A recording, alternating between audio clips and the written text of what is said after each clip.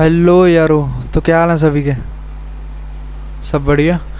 तो आज हमें सेकंड सेमेस्टर स्टार्ट करना है। सेकंड सेमेस्टर का फर्स्ट यूनिट का फर्स्ट चैप्टर फाइनेंशियल मैनेजमेंट की जो फाइनेंस है, जो पैसा है, वो कैसे हमारे बिज़नेस में हमें हेल्प करता है, कैसे वो मतलब बिज़नेस की पूरी सोल है, वो कैसे उससे सारे फंक्शन चलते हैं, और उस पैसे को लेने के लिए हम मतलब बिज़नेस क्या कुछ नहीं करता, वो कहाँ कहाँ पे मतलब कहाँ कहाँ से अपने सोर्सेज कलेक्ट करता है। पहले सोर्सेज ढूंढता है, फिर वहाँ से पैसा कलेक्ट कैसे करना है, फिर लॉन्ग टर्म करना है, शॉर्ट टर्म करना है। तो ये सारा कुछ हम इस चैप्टर में पढ़ते हैं, ठीक है। तो लेट्स गेट स्टार्टेड। सबसे पहले फाइनेंशियल मैनेजमेंट का मीनिंग क्या है। जो कोई भी मेजर गोल होता है किसी भी बिजनेस कंसर्न का, वो यही होता है कि प्रॉफिट कमाना उसके ओनर के लिए। कैसे कमाना? अपने गुड्स एंड सर्विसेज बेच के। इस गोल को अचीव करने के लिए क्या चाहिए होता है? पैसा चाहिए होता है। इस कंटेक्स्ट में ये कहा जाता है कि जो फाइनेंस है वो आत्मा है बिज़नेस की, किसी भी बिज़नेस की आत्मा है, सोल है।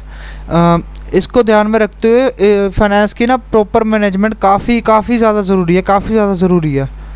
हर एक बिज़नेस में तीन तरह के क्या कहते हैं क्वेश्चन होते हैं फाइनेंस के रिलेटेड, कि जो पैसा है वो कैसे, how much finance will be required for different business activities, कि कितना पैसा चाहिए, एक्चुअल में कितना पैसा चाहिए, क्वांटिटी चाहिए कितनी, उसके बाद कितना ऑब्टेन कर सकते हैं हम डिफरेंट सोर्सेज से, और जो प्रॉफिट हुआ उसको हम कैसे डिस्ट्रीब्यूट कर सकते हैं। ये तीन क्वेश्चन मेन होते हैं, और इन तीनों का आंसर किस में होता है? फाइनेंशियल मैनेजमेंट में। तीनों का आंसर किस में है? फाइनेंशियल मैनेजमेंट में। ये जो चैप्टर है, एक सेकेंड, दूसरे शब्दों में कहा जाए तो जो फाइनेंशियल मैनेजमेंट है, उसमें ये देखा जाता है कि पहले कितना फाइनेंस चाहिए, फिर डिफरेंट सोर्सेज देखे जाते हैं जहाँ से फाइनेंस ऑब्टेन करेंगे, और उसका मतलब क्वांटम वगैरह के कितना ऑब्टेन करना है, ये सब। और उसके बाद ये देखा जाता है कि जो डिस्ट्रीब्यूशन है प्रॉफिट का, वो कैसे किया जाता है, ठीक है। फिर आता है role of financial management. Financial management का रोल क्या है? सबसे पहला पॉइंट आता है कि डिटर्मिनेशन ऑफ फिक्स्ड एसेट। जो फिक्स्ड एसेट है ना, वो काफ़ी ज़्यादा इंपॉर्टेंट कंट्रीब्यूशन प्ले करता है बिजनेस के प्रॉफिट्स में इन the long term. Financial management में ये देखा जाता है कि जो टोटल इन्वेस्टमेंट है फिक्स्ड एसेट में, और एक सेपरेट फिक्स्ड एसेट कितनी है, वो डिटरमाइन की जाती है। ये कैसे होता है? This is done through capital budgeting. कोई भी फिक्स्ड एसेट के रिलेटेड डिसीजन होगा वो कैपिटल बजटिंग के थ्रू ही होता है, उसको कैपिटल बजटिंग कहते हैं। फॉर एग्ज़ाम्पल ये देखा जाएगा कैपिटल बजटिंग में कि हमने जो कोई भी प्लांट एंड मशीनरी में अगर 500 करोड़ अगर हम वो कर रहे हैं, इन्वेस्ट कर रहे हैं, तो उसमें 500 करोड़ का इंक्रीमेंट आ जाएगा, ये कह रहा है उसमें। उसके बाद आता है determination of current asset. Current asset क्या होते हैं? जो हमारे डे टू डे ट्रांजेक्शन में चाहिए होते हैं। What are the current assets which are required in our day to day transactions.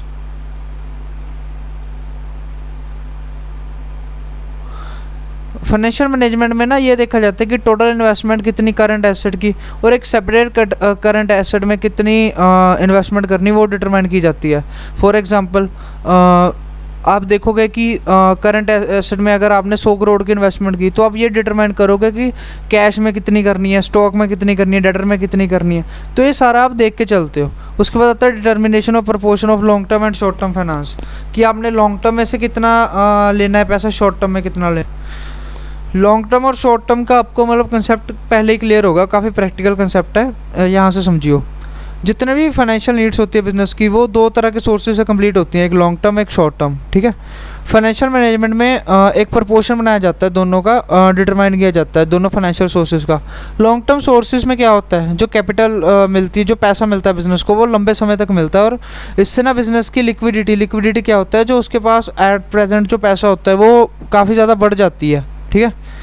At the same time जो कॉस्ट होती है लॉन्ग टर्म सोर्सेज की, वो काफ़ी ज़्यादा हाई होती है, काफ़ी ज़्यादा हाई है in compare to cost of short term sources. कि मतलब समझो आप पैसा अपने पास ज़्यादा टाइम के लिए रखोगे, तो उसकी इंटरेस्ट तो ज़्यादा ही होगा ना। देयरफॉर इफ अगर आपके बिजनेस में ज़्यादा लिक्विडिटी चाहिए, तो आपको ज़्यादा कॉस्ट बियर करनी पड़ेगी, and vice versa.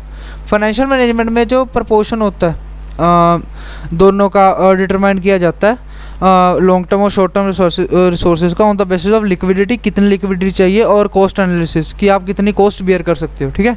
Determination of proportion of various sources of long term finance. Long term finance sources में मतलब उसमें कितना रखना है, लॉन्ग टर्म में भी आगे क्या कहते हैं कितने सोर्सेज होते हैं, जैसे इक्विटी शेयर कैपिटल हो गया, प्रेफरेंस शेयर कैपिटल हो गया, रिटेन्ड अर्निंग्स हो गया, डिबेंचर, लॉन्ग टर्म लोन। मतलब इनमें से भी किस में से कितना लेना है, किस में से कितना हम पैसा ले सकते हैं। जैसे इक्विटी शेयर कैपिटल से कितना ले सकते हैं, प्रेफरेंस से, लॉन्ग टर्म लोन से कितना ले सकते हैं। फाइनेंशियल मैनेजमेंट में इन सभी चीज़ों का एक प्रोपोर्शन डिटरमाइन किया जाता है। All the sources have their merits and demerits, हर एक के अपने अपने मेरिट और डीमेरिट होते हैं। इसकी एनालिसिस करने के बाद इन सभी के मेरिट्स और डीमेरिट्स की एक बैलेंस डिसीजन लिया जाता है। Determination of various items of P&L account, P&L account अपने अकाउंट्स में पड़ा है। काफ़ी जो आइटम्स होते हैं जो P&L अकाउंट में इंक्लूड होते हैं वो काफ़ी ज़्यादा इन्फ्लुएंस होते हैं कौन से डिसीजन से, फाइनेंशियल डिसीजन से इन्फ्लुएंस होते हैं वो। दोबारा से मेरी बात को ध्यान से सुनना, जितने आइटम्स होते हैं P&L अकाउंट के वो काफ़ी ज़्यादा इन्फ्लुएंस और इफेक्ट होते हैं कौन से डिसीजन से, by different financial decisions. For example अगर इंटरेस्ट डेट के रिलेटेड है, ठीक है, डेप्रिसिएशन क्या कहते हैं उसके रिलेटेड है, लॉन्ग टर्म एसेट के रिलेटेड है, डिस्काउंट किसके रिलेटेड है, to the position of liquidity, which means if the position of the liquidity is good, discount can be earned by making timely payments। तो वही बात है, ये जो हम डिसीजन लेंगे इंटरेस्ट वगैरह के, तो ये सारे क्या कहते हैं हम कितना डेट ले रहे हैं उसके रिलेटेड।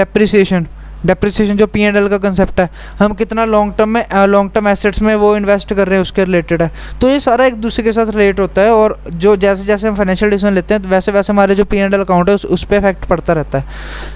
आगे सबसे इंपॉर्टेंट क्वेश्चन जो एक आता है कि ऑब्जेक्टिव्स क्या है फाइनेंशियल मैनेजमेंट के।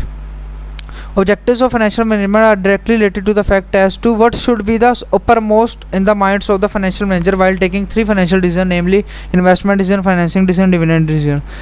मतलब वो इन शॉर्ट कह रहा है कि जो फाइनेंशियल मैनेजर है उसके दिमाग में सबसे पहली चीज़ क्या होगी जब वो ये तीनों डिसीजन लेगा। तीनों डिसीजन जो अब आगे हम पढ़ेंगे, इन्वेस्टमेंट डिसीजन, फाइनेंसिंग डिसीजन और डिविडेंड डिसीजन। ऑब्वियसली वो कह रहा है कि वो ये देखेगा कि उसके जो ओनर्स हैं बिज़नेस के, उनको सबसे ज़्यादा क्या कहते हैं कैसे सर्व कर सके टू द मैक्सिमम एक्सटेंट, कि मतलब उनको मैक्सिमम एक्सटेंट तक कैसे सर्व कर सके, ये उसका मेन ऑब्जेक्टिव होता है। इन शॉर्ट ऑब्जेक्टिव क्या है फाइनेंशियल मैनेजमेंट का, is to maximise the wealth of the shareholder, कि उनका जो पैसा लगा है बिजनेस में वो कैसे बढ़ाए, ठीक है। The only objective financial management is wealth maximisation. Wealth maximisation का क्या मतलब होता है, increase the capital invested in the business by the shareholder which is done in the following ways, कि ऑप्टिमम इन्वेस्टमेंट डिसीजन लिया गया हो, optimum financing decision लिया गया हो, ऑप्टिमम डिविडेंड डिसीजन लिया गया हो, ठीक है। ये तीनों डिसीजन अगर ऑप्टिमम है तो समझो आपकी वेल्थ इंक्रीज होगी आपके ओनर्स की। Wealth maximisation according to this approach जो ओनर का इंटरेस्ट है वो सबसे अच्छे से सर्व कैसे हो सकता है, by the way of wealth maximisation. ये रियल ऑब्जेक्टिव होता है फाइनेंशियल मैनेजमेंट का। वेल्थ मैक्सिमाइजेशन क्या है, अपने आप जो बिजनेस में कैपिटल इन्वेस्टेड है शेयर होल्डर के द्वारा उनको बढ़ाना। जैसे कोई भी शेयर है उसका मार्केट प्राइस बढ़ाना। In short market price of the share is the index of the capital invested. अगर आपका मार्केट प्राइस बढ़ रहा है शेयर का, इसका मतलब जो आपकी कैपिटल है जो शेयर होल्डर के द्वारा लगाई गई है वो भी बढ़ रही है। ऑन द कॉन्ट्रेरी अगर मार्केट प्राइस फॉल कर रहा है तो मतलब जो उनकी वेल्थ है वो भी फॉल कर रही है। Wealth of the share holder can be computed by the formula, वही सिंपल सा फॉर्मूला है यार जो आप शेयर्स में लगाते हो कि number of share into market price पर वैल्यू, ठीक है। आगे बस वही बकवास करके बताइए। फॉर एग्जांपल अगर एक बंदे ने 100 शेयर खरीदे एट द रेट ऑफ 100 तो उसके पास 10,000 की कैपिटल है। आफ्टर सम टाइम अगर मार्केट प्राइस 120 हो गया तो उसके पास 12,000 की होगी, यानी कि वेल्थ मैक्सिमाइजेशन कितने से हुई है 2,000 से। और अगर मार्केट प्राइस गिर गया 80 रुपये हो गया तो उसके पास वेल्थ कितनी रहेगी 8,000। तो वही क्या कहते हैं वेल्थ डिक्लाइन कितने से हुई है 2,000 से। इसलिए ये कहा गया है कि जो वेल्थ मैक्सिमाइजेशन है वो तभी पॉसिबल है जब आपके शेयर्स का मार्केट प्राइस बढ़ रहा हो। हियर द क्वेश्चन राइजेस कि कौन से स्टेप लेने चाहिए मैनेजर को कि शेयर्स का मार्केट प्राइस बढ़े। तो ये 3 ऑप्टिमम डिसीजन लेने चाहिए। पहले ऑप्टिमम इन्वेस्टमेंट डिसीजन, फिर ऑप्टिमम फाइनेंसिंग डिसीजन, फिर ऑप्टिमम डिविडेंड डिसीजन। तो चलो तीनों डिसीजन पढ़ते हैं, ठीक है। पहले जो डिसीजन है वो है इन्वेस्टमेंट डिसीजन। उसमें हम क्या देखे जाते हैं कि सिलेक्शन कौन से मतलब हमें कौन से एसेट्स में पैसा इन्वेस्ट करना चाहिए, लॉन्ग टर्म या शॉर्ट टर्म। फिर आता है फाइनेंसिंग डिसीजन कि हमने कौन से सोर्सेज से पैसा ऑब्टेन करना है, लॉन्ग टर्म या शॉर्ट टर्म। उसके बाद डिविडेंड डिसीजन कि हमने प्रॉफिट को डिस्ट्रीब्यूट कैसे करना है। सबसे पहले इन्वेस्टिंग डिसीजन, यहाँ से ना अब काफ़ी ज़्यादा इंपॉर्टेंट हो गया। इसमें से एक केस स्टडी आती है, एक तो आएगी, पक्का आएगी, तो उस हिसाब से देख के चलना है, ठीक है। जो इन्वेस्टमेंट डिसीजन है, ठीक है, it refers to deciding about the funds are invested in different assets so that they are able to earn the highest possible return of the investors. कि मतलब कौन से एसेट में पैसा इन्वेस्ट किया जाए जो कि इन्वेस्टर को ज़्यादा से ज़्यादा रिटर्न वापस कर सके।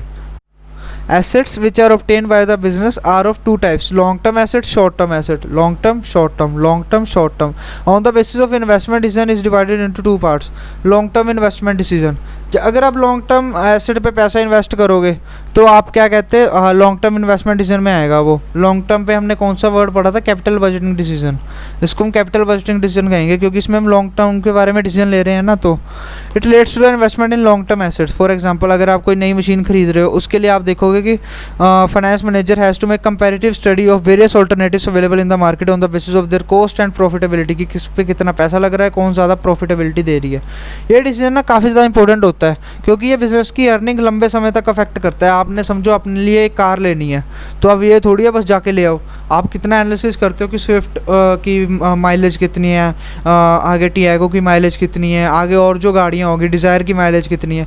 तो ये सारा देख के ही आप लोगे ना, क्योंकि आपको पता है कि एक बार आप गाड़ी ले लो तो आपको 4-5 साल तो यूज़ तो करनी पड़ेगी। एकदम से आप एक दिन लेके दूसरे दिन बेच नहीं सकते। तो वही सारा कुछ देख के पूरा एनालिसिस करके कैपिटल बजटिंग डिसीजन लेने पड़ते हैं। शॉर्ट टर्म इन्वेस्टमेंट डिसीजन, इसको ऊपर वाले को हम क्या कहते हैं, कैपिटल बजटिंग डिसीजन। इसको हम कहते हैं working capital management. Working capital management, ये वर्ड्स ना याद रखियो यार प्लीज़, इसमें केस स्टडी बन सकती है। It relates to the investment in the short term assets such as cash, stock, debtor etcetera. Finance manager has to ensure that there is sufficient investment in these assets as they affect the liquidity position of the business। कि जो short term asset है इसमें अच्छा खासा पैसा होना चाहिए। ऐसा नहीं कि जमे ही सारा पैसा वो मशीन वगैरह पे लगा दो फ्यूचर का सोचते सोचते कि प्रेजेंट में आपके पास पैसा ही ना बचे। फॉर द सेम पर्पस इसमें भी क्या कहते हैं, प्रॉफिटेबिलिटी और लिक्विडिटी एसेट्स की कंपेयर की जाती है। ये माउस अच्छे से चल नहीं रहा यार। हाँ, इसमें प्रॉफिटेबिलिटी और लिक्विडिटी कंपेयर की जाती है। फैक्टर्स अफेक्टिंग इन्वेस्टमेंट डिसीजन, ये भी काफ़ी इंपॉर्टेंट है यार। अब जो टॉपिक चल रहा है वो सारा का सारा इंपॉर्टेंट है, ठीक है।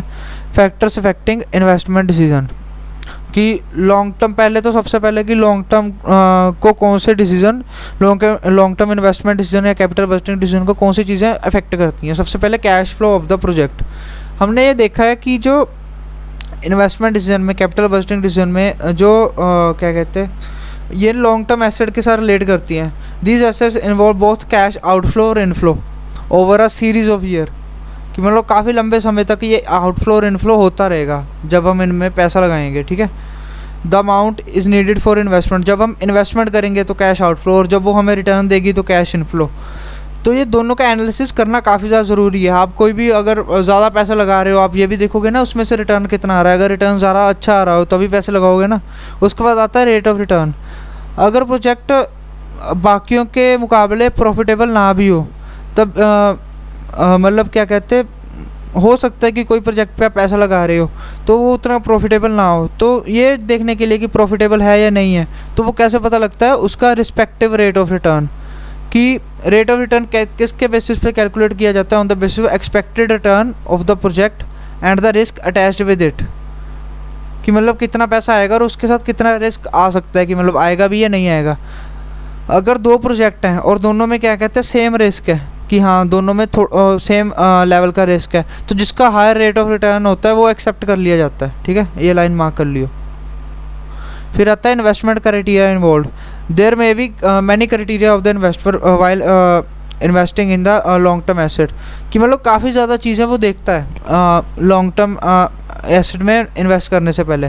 फंड्स इन्वॉल्व कितने हैं, कि मतलब कितना पैसा लगाना पड़ेगा, रेट ऑफ इंटरेस्ट कितना है, रेट ऑफ रिटर्न कितना है, कैश फ्लो कितना होगा। तो ये सारी चीज़ें उसको देखनी पड़ती हैं। ये सारे फैक्टर इन्फ्लुएंस करते हैं उसके डिसीजन को फॉर अ पर्टिकुलर इन्वेस्टमेंट और नॉट, कि मतलब उसको वो इन्वेस्टमेंट पे पैसा लगाना चाहिए नहीं लगाना चाहिए। For the same capital budgeting techniques are applied and accordingly decision are taken. अब शॉर्ट टर्म इन्वेस्टमेंट डिसीजन को कौन सी चीज़ें अफेक्ट करती हैं, ये काफ़ी प्रैक्टिकल सा है, समझने वाला है ये देखियो। आज हमने शायद यही करना है क्योंकि ना ये चैप्टर थोड़ा सा ट्रिकी सा है। आराम आराम से करके चलो प्लीज़, ठीक है। मतलब सारा एक बार अगर करवा दिया तो वो ना समझ आएगा नहीं उतना। तो अभी एक मतलब ये डिसीजन करके चलो, ये वाला सिर्फ इन्वेस्टमेंट डिसीजन वाला करके चलो, उसके बाद थोड़ा थोड़ा करके करते हैं चैप्टर, क्योंकि यार जो चीज़ ज़्यादा इंपॉर्टेंट हो ना वो एकदम से सारी फा करके करा देनी, वो नहीं बात जमती। इसके बाद फाइनेंसिंग डिसीजन भी इंपॉर्टेंट है, उसके बाद डिविडेंड डिसीजन भी इंपॉर्टेंट है, उसके बाद एक फाइनेंशियल प्लानिंग होता है वो भी इंपॉर्टेंट है। मतलब पूरा का पूरा चैप्टर इंपॉर्टेंट है। तो 2 वीडियोस और बन जाएंगी तो कोई मेरे हिसाब से इशू नहीं है। 10-10 15-15 मिनट की वीडियो होंगी तो आराम से देख लियो, ठीक है। This decision related to the working capital management, जो हम day to day current assets में पैसा लगाते हैं उसके रिलेटेड होता है। Keeping adequate amount of the working capital at all the time in the business called management of the working capital. रुको मैं समझाता हूँ, मेरी बात सुनो। चाहे आप क्या कहते हैं किसी चीज़ पे पैसा लगा रहे हो, ठीक है, समझो आपने घर लेना है, आपने घर पे पैसा लगा दिया, आप ये थोड़ी कि जेब में से 1-1 रुपया निकाल के भी दे दो। यार थोड़े पैसे तो रखोगे अपने पास, कि आपने वैसे डे टू डे खर्चे भी करने ही होंगे, थोड़े पैसे तो रखोगे ही आपके पास। ये थोड़ी कि जेब से 1-1 रुपया निकाल के भी आपने अपने घर पे लगा दिया, आपके पास 1 रुपया भी नहीं बचा, ठीक है। उससे आपके क्या कहते हैं रेपुटेशन को काफ़ी ज़्यादा खराबी आ सकती है। कि समझो आपने इतना बड़ा महल खड़ा कर लिया, पैसे आपके पास 1 रुपया भी नहीं बचा जेब में, और फिर कोई भी डे टू डे ट्रांजेक्शन्स करनी होती है, मतलब कुछ भी करना पड़ता है, तो आपके पास पैसा ही ना हो तो उससे आपकी रेपुटेशन को कितना ज़्यादा इफेक्ट आएगा। तो वही वो कह रहा है कि अगर एडिक्वेट अमाउंट आप अपने पास रखनी ही है, एडिक्वेट अमाउंट, ये वर्ड सबसे ज़्यादा इंपॉर्टेंट है। एडिक्वेट अमाउंट का क्या मतलब होता है कि वर्किंग कैपिटल में कि ना ज़्यादा ना कम, मोर और लेस देन रिक्वायर्ड, कि इससे ज़्यादा नहीं रखना। ये दोनों सिचुएशन काफ़ी ज़्यादा हार्मफुल होती हैं। अगर आपने क्या कहते हैं वर्किंग कैपिटल में ज़्यादा पैसा रख लिया तो क्या कहते हैं आपकी लिक्विडिटी तो एकदम से बढ़ जाएगी, इससे प्रॉफिटेबिलिटी डिक्रीज़ हो जाएगी। समझो आपको कोई पैसा चाहिए भी नहीं है, वो अपने पास अपने रख लिया बेफालतू का ही, जबकि वो आप इन्वेस्ट कर सकते थे किसी कहीं पे, आप इन्वेस्ट कर सकते थे, तो उससे जो प्रॉफिट आना था एक तो वो लॉस हो गया, और एक जो आपका एक एसेट बन जाता वो लॉस हो गया। तो इससे आपकी प्रॉफिटेबिलिटी डिक्रीज़ होगी, मतलब वो पैसा आपके पास काम भी कुछ नहीं आ रहा है और वो आपकी प्रॉफिटेबिलिटी गिरा रहा है। फॉर एग्ज़ाम्पल कि अगर आपने क्या कहते हैं ज़्यादा कैश रख लिया अपने पास, ठीक है, मतलब जितना चाहिए उससे ज़्यादा कैश रख लिया, तो वो कैश ऐसे ही पड़ा रहेगा और उससे प्रॉफिटेबिलिटी गिरेगी। ऑन द कॉन्ट्रेरी, अगर आपको क्या कहते हैं जितना पैसा चाहिए था उससे आपने काफ़ी ज़्यादा कम रखा, ठीक है, काफ़ी ज़्यादा कम अपने पास रखा जितना चाहिए था, उससे काफ़ी ज़्यादा डिफ़िकल्टी फेस होंगी in meeting daily expenses and making payment to the creditors, ठीक है।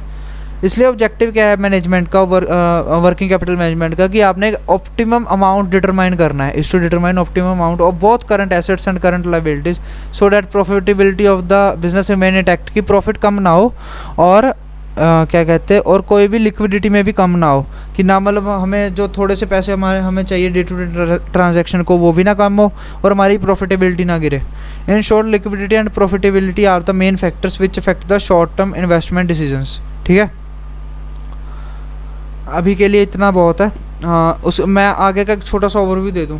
फाइनेंशियल डिसीजंस हमें इसमें ये देखा जाता है, डिटरमाइन किया जाता है कि आपने जो टोटल फंड्स हैं जो बिज़नेस को चाहिए वो आप कौन से सोर्सेज से लोगे, लॉन्ग टर्म या शॉर्ट टर्म। लॉन्ग टर्म में जैसे क्या कहते हैं आप डेट ले लेते हो, लॉन्ग टर्म डेट ले लेते हो, डिवेंचर वगैरह ले लेते हो। शॉर्ट टर्म में वैसे ही कोई छोटा मोटा लोन ले लेते हो आप, तो वो चीज़ हम देखते हैं, तो वो हम करेंगे कल, क्योंकि ये भी उसके फैक्टर्स इफेक्टिंग आएंगे, तो वो काफ़ी ज़्यादा इंपॉर्टेंट टॉपिक है। तो मतलब नेक्स्ट वीडियो में मैं कवर करवा दूंगा, थोड़ा सा रुक के, मतलब करवा आज ही दूंगा, वीडियो आज ही डाल दूंगा। लेकिन ऐसा है ना, हर एक चीज़ को अगर डीपली जानना है तो एक सीक्वेंस में नहीं चल सकते, थोड़ा थोड़ा रुक के करना पड़ता है, ठीक है। तो चलो, थैंक यू यारो, टेक केयर।